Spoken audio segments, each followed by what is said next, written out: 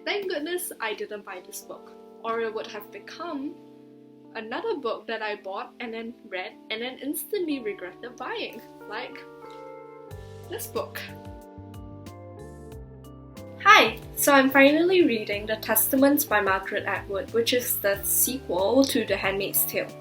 Now, the reason why I didn't read it when it first came out or when it was first published is because back then when I went to the bookshop to try and get a copy so that, I could see what the hype was all about, that thing cost $40 and I wasn't about to spend $40 on a book that I wasn't even sure that I would like.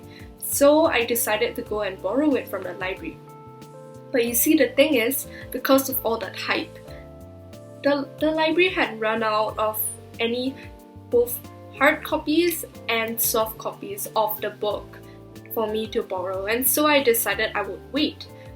And then, a few months after it was published, I think it either got nominated for or won a Booker Prize, and so again it was gone from the library. And finally, about 2 weeks ago, I managed to borrow a hard copy. So here it is. This is the library's copy of The Testaments, and I shall be reading it today. So I read The Handmaid's Tale for school last year, and I really liked it. But the thing is that some of my friends have already read The Testaments, and according to them, it is not as good as The Handmaid's Tale. Also, one of my friends said that The Testaments kind of ruined The Handmaid's Tale for them, and I really hope that doesn't happen because I really liked The Handmaid's Tale. And I don't think I want my impression of it to be ruined by this book. Oh, and by the way, The Testaments is such a hefty book. Okay, wait. So this is my copy of The Handmaid's Tale. Side by side, look at it, it's so much taller. And also, I think there's only about 100 pages of difference between this copy of The Handmaid's Tale and this copy of The Testaments. But 1, this is so much thicker. 2, it is so much heavier. And it's probably because of the is it hardcover or hardback? Either way, I'm gonna say hardcover. So this is a hardcover copy, and I guess that accounts for the weight.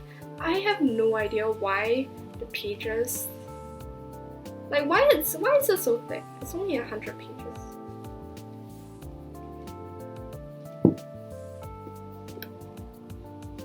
Okay, so the font is bigger. Yes, that's why. Anyway, so I'll be reading The Testaments now, and then I shall come back and do a review, and I hope I like it, and I hope it doesn't ruin The Handmaid's Tale for me.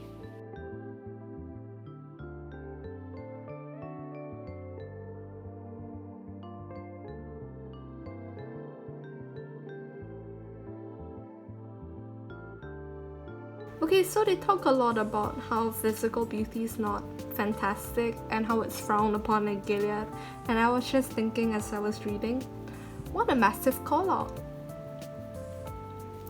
And also, wow, all my skincare. Ha ha ha ha ha.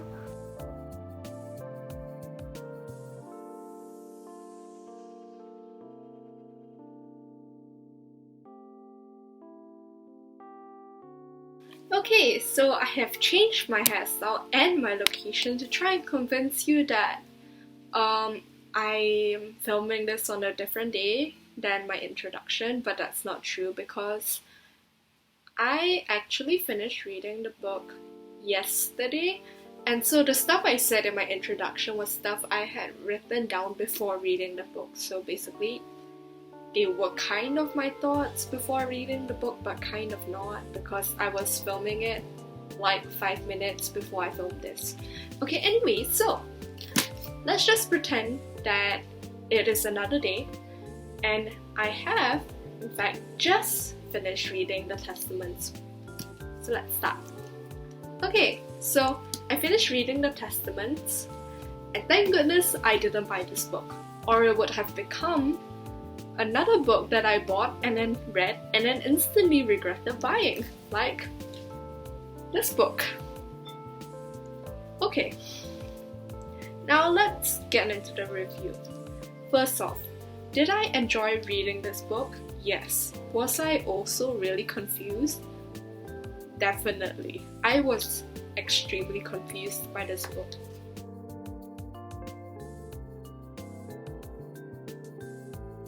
So the main thing that I was really confused about was the perspectives. Like, I don't know, for the first 1/3 of the book, when I was reading it, I was like, wait, why does this seem like it's more than one perspective? And then I realized, as soon as I read the synopsis, which is here, I read the synopsis while I was like 1/3 of a way through the book, and I was like, I should read the synopsis because I have no idea what's going on. So I read the synopsis, and then I suddenly realized that there were 3 perspectives. So I'm gonna say that this is partially my fault, but then again, I had to dock points from the writing style because of this. So both The Handmaid's Tale and The Testaments are dystopian texts, and I love dystopian texts. Basically, one of my favorite book series is The Hunger Games, and I shall not talk too much about that because then my entire video will revolve around The Hunger Games. Now, The Testaments was definitely a page turner for me, but that doesn't mean that I thought it was fantastic. First, let's talk about the writing style. Okay, so the writing style was okay. It wasn't The Handmaid's Tale good, but it was like not that bad. The pacing I thought was quite okay too, and like the storyline, I understood it through the writing, but the thing is that sometimes I was reading and I would have to flip back to the previous chapter to try and figure out what was going on and what point in the story I was in, mainly because of how many perspectives there are. So I think perspectives are a bit tricky. Okay, so if you have 2 perspectives, I think it's quite okay because you are flipping from one character to another, and they both, I guess usually 2 perspectives, their lives are quite intertwined. So both of them go through similar events, or they go through the same event at the same time, and you read about the event from each of their perspectives. But the thing with 3 perspectives and 3 drastically different characters is that you are reading about 3 drastically different people at 3 drastically different points in time, talking about 3 drastically different events. So then, if the writing isn't fantastic, in my opinion, it makes it very hard for the reader to follow along with the story. Okay, but I'll talk more about the characters in another section. So now I'm going to talk about the plot. So the plot of The Testaments. Basically, The Testaments is a book containing the 3 testaments of 3 different characters who lived through the end of Gilead. So that's Anne there and 2 other girls whom I immediately realized were probably Offred's daughters. So yeah, so that was a major plot twist at the end. Spoiler alert, sorry, but yeah. So the major plot twist at the end was that Offred's 2 daughters were the 2 girls mentioned in the book, or were characters in the book. So yeah, I guess the plot was engaging, but the thing is it fell into cliches at some point, which I don't think there's anything wrong with, because there is a reason why they are cliches, which is because they are popular and people like reading about them, right? But the thing is that I and a lot of people whose reviews I have read or heard expected more from Margaret Atwood. In my opinion, the beginning was quite good, but towards the end, which is where all the cliches like snowplow, the end is where it just went downhill. Also, why was there romance? I am not sure. Okay, The Handmaid's Tale had romance too, but the thing is, in The Handmaid's Tale, Offred had known these people for longer than 2 hours. In The Testaments, this girl knew that guy for like an hour and was like, oh, I have a crush on him. Okay, so that's Romeo and Juliet level romance.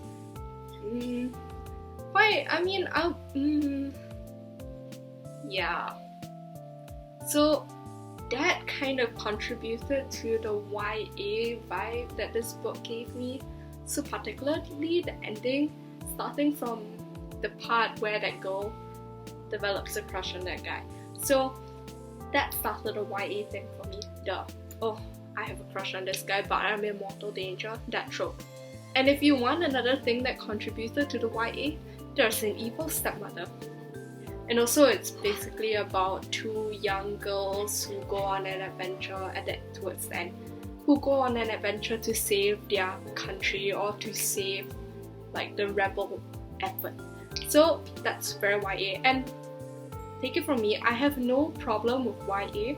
Like, I consider the Hunger Games highbrow literature because I love the Hunger Games. But I think that if you're going to go for YA, you go big or you go home. Please don't mash it up. Like, don't confuse yourself, talking to Margaret Atwood, don't confuse yourself with like, I am going to make this like adult dystopian and then mash the ending with the beginning. So the beginning is like adult dystopian and the ending is like YA dystopian. Please pick a side. Or if you want to do both, I mean, do it better. Now the biggest problem I have with this plot, and this is kind of a trigger warning, is that I personally wish that Atwood hadn't just glossed over the events of sexual assault and abuse and the events of attempted suicide or mentions of actual suicide. Particularly the character of Agnes, who is one of the main characters whose perspective we read about or whose testament we read. In my opinion, it seemed like she was using suicide as a means to an end. So like she was using the threat, she was not using suicide. She was using the threat of committing suicide to try and get herself out of a situation, which I think is all kinds of problematic. That, first of all, it's not a very good message to send to probably young readers, because I don't know, I feel like a lot of people in my age demographic were the ones who were quite hyped up about the Testaments and who were reading it a lot. And I don't think that's a very good message to send to your readers. And second, I don't think that's very sensitive to those who suffer from depression or to those who have suicidal thoughts. And this is not something that I want to get too in-depth into in this video. So I'm going to move on, but that is one of the main things that I didn't like about the plot of the Testaments. Okay, so now let's talk about character. Now, I personally wish that Aunt Lydia was given more focus than the other two characters because I really didn't care about them and I only wanted to know what Aunt Lydia was up to. In my opinion, the character development was not fantastic. Aunt Lydia's was the best and we got to learn a lot more about her backstory. But for... what's her name? Okay, I'm not even sure what her name was, but... Oh, Daisy. Okay, so for this girl named Daisy and this other one Agnes, so basically they are the two girls. I thought their character development was kind of iffy. So there was a bit of their backstory and stuff, but I didn't really see any of their character qualities beyond their speech patterns, and also like that Daisy girl swore so much. I don't have a problem with swearing, but it seemed kind of excessive. Like, maybe Margaret Atwood was trying to connect more with the young people. Anyway, so yeah, and I raised this earlier, but I thought that 3 perspectives was overdoing it because you don't get to spend as much time with each character, and also like it makes it very hard to see character development because you see a major event happen to one character and then you immediately move on to another character going through their own major event. So by the time you get back to that first character, the impact of that major event is kind of dull because, you know, you read about another character's major event. Also, it makes it very confusing because I am kind of bad at following plots. So for me, jumping from one main event to another main event but for 2 differently two different characters makes it very hard for myself to like follow their character development or their character arcs. Okay, so this book is set in Gilead, the same as The Handmaid's Tale. But the thing is, it's not only set in Gilead, it's set in Canada and... no, yeah, just Gilead in Canada. So I think what was good about this book's world building aspect was that we got to learn more about the functionings of Gilead and the world outside of Gilead, as well as the operations of the rebel organization Mayday. Oh, and the world of the ants. So that's good, but the thing is, for me, seeing more of the operations of Gilead itself made it really unconvincing to me personally that Gilead could function as a totalitarian regime. Like, from the way Aunt Lydia was talking about the inner operations of Gilead, it seemed to me like no one really benefits from it, right? Okay, I know in totalitarian regimes, most people do not benefit from the regime. But the thing is, from what I recall from history and other subjects that I've taken, at least a minority of people, usually the elite class, will benefit from a totalitarian regime, and since they are the ones in power, they have the power to scare others. And because of that, the regime keeps on running because they are the ones in charge. But the thing is, like, the Testaments reveal so much backstabbing amongst like those in power in Gilead, which is understandable because yeah, politics is tricky. That's why I'm never getting into it. But because of that, it makes the fact that Gilead runs so long very unbelievable for me. Lastly, let's talk about the themes. So the themes discussed in the Testaments are about the same as those discussed in The Handmaid's Tale. But this one, it focuses more on the upper class and the ruling class, and also I guess would this be given off too much? You know what, I've already given off some spoilers, so this is another spoiler. It focuses a lot on this figurehead. She's not a figurehead. The symbol for Gilead, baby Nicole, basically Offred's daughter that she escaped with. So it focuses a lot on those in power. And I think it's interesting to see the role religion plays in Gilead because you see a lot more of it here since we are dealing with the aunts and the daughters of the elite class. So they learn about religious like Bible stories, I guess, and the teachings of the Bible in school. But there is this very interesting chapter where one of the main characters starts to question every single thing she has been taught about her religion, every single thing she has been taught to believe since she was a young girl. So I thought that was an interesting part, and it shows how religion can be so easily manipulated to fit the objectives of a regime. So that was interesting. So now finally we have reached the conclusion of my review and of this video. If anything, just read the Testaments to, I don't know, see what the hype is all about and to form your own opinions, because I know there are a lot of opinions online about the Testaments and most of them are negative, but I don't know, you might enjoy it a lot and that's cool too. I mean, personally I enjoyed it, but not really. Okay, anyway, so all of the opinions mentioned in this video are my own, so please don't get nasty. And yeah, oh, and also I recommend reading The Handmaid's Tale before you read the Testaments. Since the Testaments is the sequel, it doesn't stand alone well. I think a lot of the references in the Testaments you have to have read The Handmaid's Tale in order to get, which okay, in my opinion, sequels should be able to stand on their own. But it's perfectly fine if they don't. Just, you might want to read The Handmaid's Tale first. So, since I have recommended you read The Handmaid's Tale first, and since I think a lot of people did that, please lower your expectations.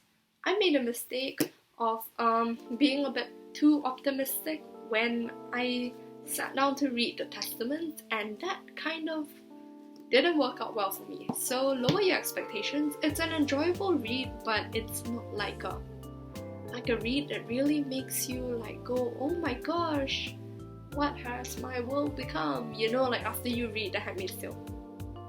Okay, this might not have happened to everyone, but it happened to me. And I have a message for Margaret Atwood. Please stop with the sequels. I am fine.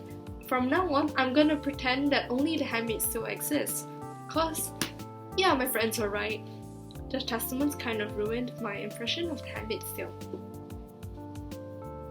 The only thing that was good about reading the Testaments was that one, it was good to see what all the hype was about and to know that I made a good choice when I didn't buy it, and two, that now I empathize a lot more with Aunt Lydia, and so that would be interesting. And so I guess that will be interesting for me when I read The Handmaid's Tale again for another video I'm doing in 2 weeks. So yeah, that's the end of the video, and if you liked it, please consider sticking around and subscribing. And I'll be releasing a lot more book, movie, TV show, and play related content in the future. Thanks for watching, and I hope you enjoyed my not very good review of The Testaments. Please don't buy it if you're not going to read it more than once. And this goes for any book.